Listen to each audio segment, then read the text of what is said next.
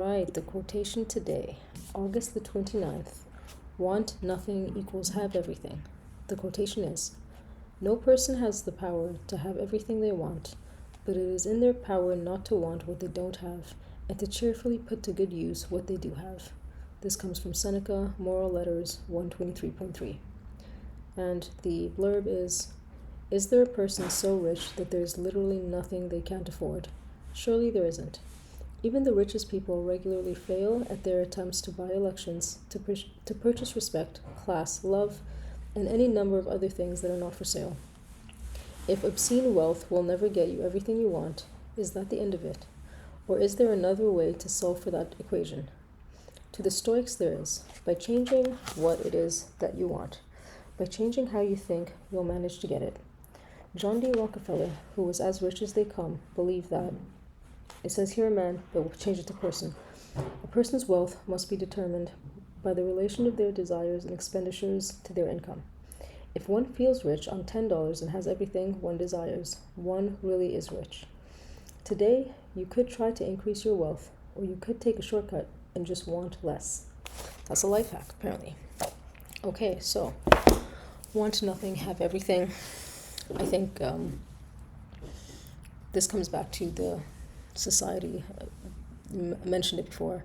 We live in a increasingly, I would argue, consumeristic society where advertisers, companies are trying to convince us that we need so many things that we definitely don't need. And because we're consistently exposed to these things, these messages, and of course, depending on, I think also, what age you are, where you live, we compare ourselves to people who seemingly have more than us, specifically in the material realm. But one thing that we consistently hear, not only from Stoicism, but from other schools of philosophy as well, or even from religion, is that we should live within our means. We should not aim to want more things that we need. That in some cases, maybe not going so far as saying being frugal, but definitely not wanting more than we don't need. I think this is very key. I think all of us can take stock of the things that we possess, whether that is clothes or gadgets or knickknacks that we're convinced that we need, that we've bought off of Amazon or Temu or Shine or whatever e-commerce websites are common in your area. And I think one kind of age-old question that people use when they're cleaning things out is saying, have you used this in the last 6 months, or have you used this in the last year? And if you haven't used it, throw it out. But I think what we can also do is to, even before it gets to that point, to stop it at its source. When you go somewhere, when you're